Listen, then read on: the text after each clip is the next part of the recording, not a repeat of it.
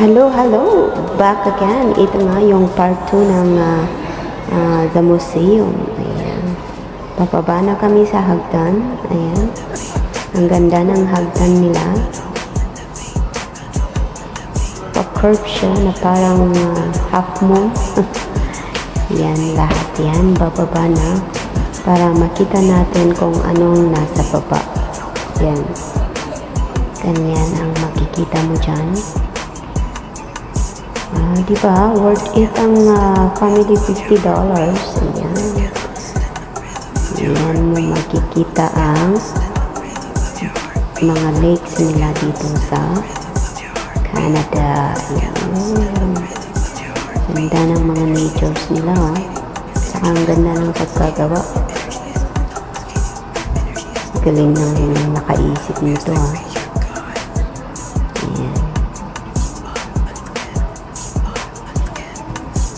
Ano kaya kung idagdag nila yung bagong planeta na na-discover nila? Maybe soon. Ayan. Yung mga reptile nila dito, ayan. Marami silang mga bungo-bungo dyan. Kung saan-saan nila na-discover. Ayan o. Ayan.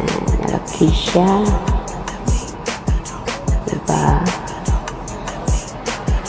Kung saan nila na-discover yung mga reptile, doon din nila i-drawing.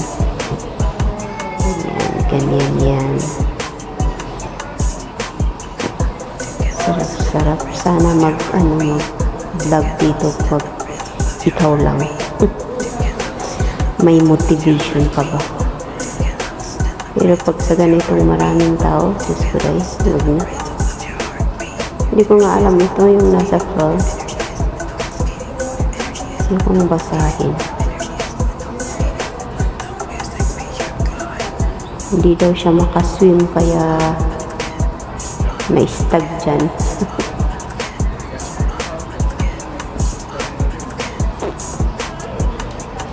Manood na lang kayo.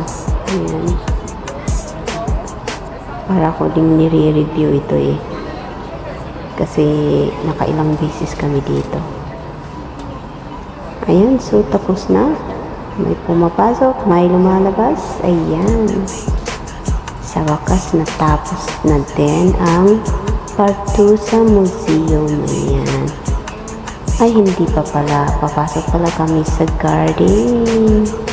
Sa garden pala tayo. Ito yung live na garden talaga siya. Live ang mga nandito. Ayun. Nabubuhay lang sila sa mga moist. Under the sun kasi salamin yung dyan cover niyan. Yan. Pa-picture mo na si Mr. at nang hindi masayang ang view. Ayan. Tapos, mag-selfie din ako.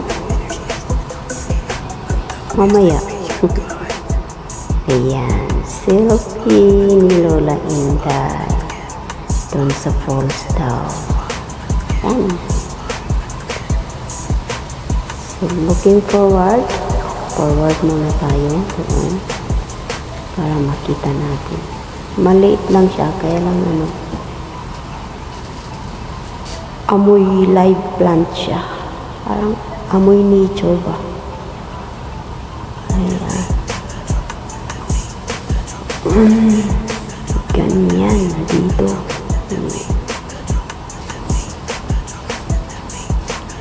So may sa taas pa may nakatuwad. Kaloka tayo, nakashoot pan tapos tutuwad-tuwad ka dyan. Yan. Banana. At ako din ang tataas kasi umalis na sila. Umakyat ako dyan na mag-isa at magpusing-pusing si Lola Inday. Ayan. Meron palang salamin dyan. May picture yung mga anak ko dyan. Hindi ko napansin ba. Alam mo naman, nahihiya. Kaya bilisan lahat. So tapos na dyan, bumalik na kami ulit dito Ito yung gusto kong puntahan muna pero wag muna daw. Kaya bumalik ulit kami at nang mapuntahan yan. Tatakot. Ang laki ng ano na to. Animal na to.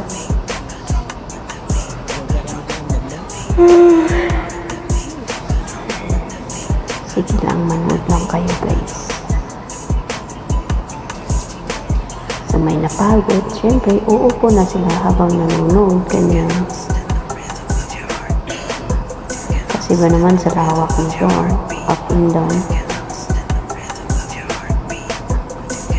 Kung saan nila discover yung mga animals, yun nga din ang dinodrawing nila. So yung dinosaur na ito parang namatay dyan lang sa bundok.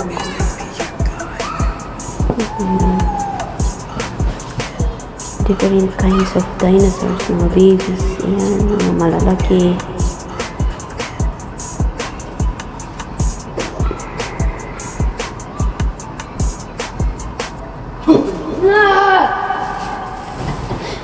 Ayun, narinig nyo yung background? Yan.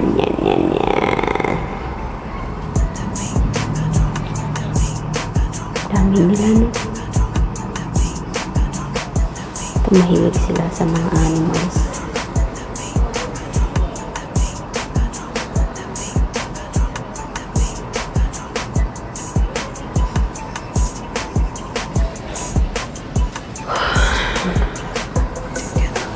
Ang dami ding pumupunta dito sa museum. Talagang nature lovers talaga sila sa mga animals. Ina-appreciate nila.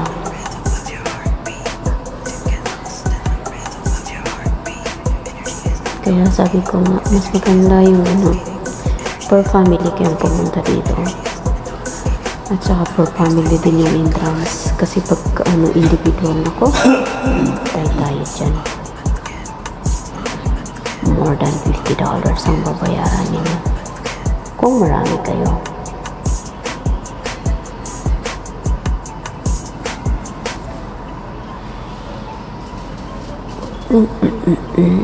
Nood lang kayo ng Takot si Lola Inday.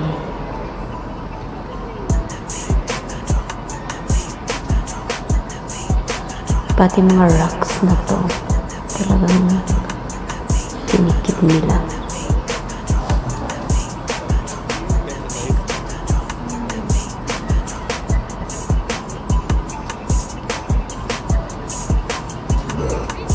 Another dinosaurs na namatay.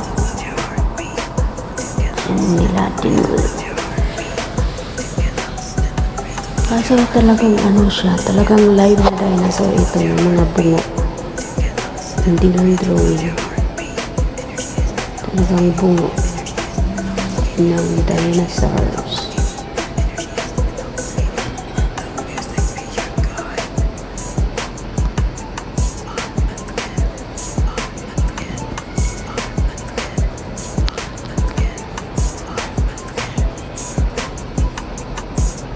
Pinapreserve nila muna. Kaya kung wala na akong masabi, sa manood lang kayo guys.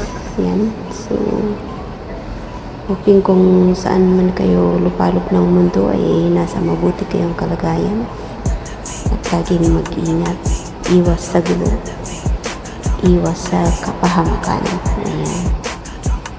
Yung mga mahilig dyan na mag-travel na kagaya namin ay dubli ingat na lang. Pag kinaantok sa daan, matulog muna bago larga. Yan. Para iwas sa disgrasya.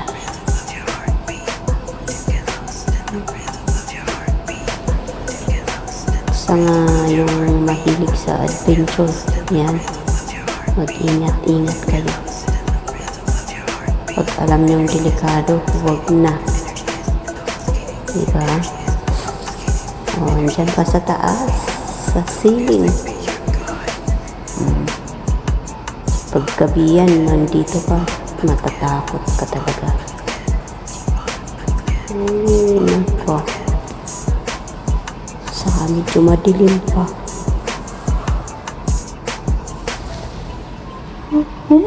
So, I guess, malapit na matapos. At, hihintayin namin yung mga anak namin sa labas. Sisiparitan mo yan kasi ayaw nilang ma-videohan. Takot sa video.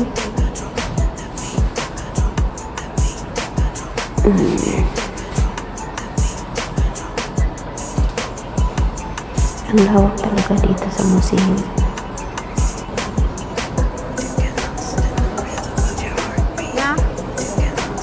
Royal Tyrrell Museum. Mostly mga dinosaurs.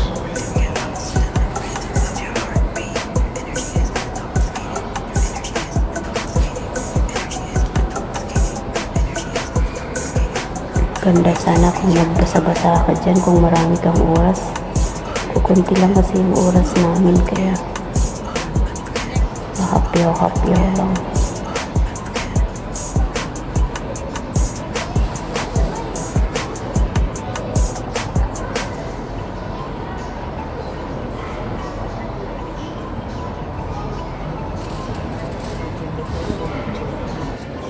Ayun, sa wakas, malapit na tayo sa exit door. Ibig sabihin, tapos na sa museum. Ayan.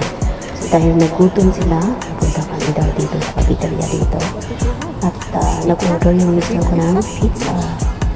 I guess I have to order my pizza too kasi na mga cold dog food sa mga yan. Ayun, naubusan siya ng pepperoni kaya nagpapalagay ng babo. Hawayan, sir! Vlog kita. Kumusta na kabayan? Okay lang.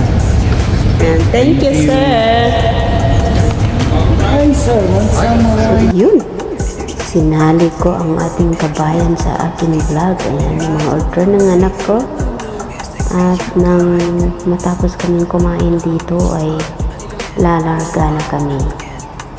Ayan, so babalik kami sa Calgary. Ayan. Para ayan, ganda ng buhay dito pagka biyahe ka lang. So balik na tayo sa Calgary ngayon at magawa namin kung ano dapat namin gawin for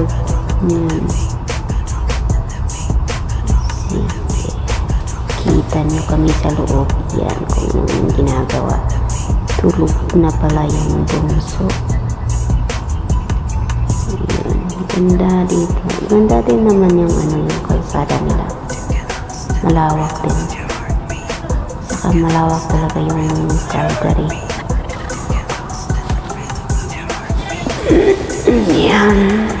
See you guys again. Bye-bye.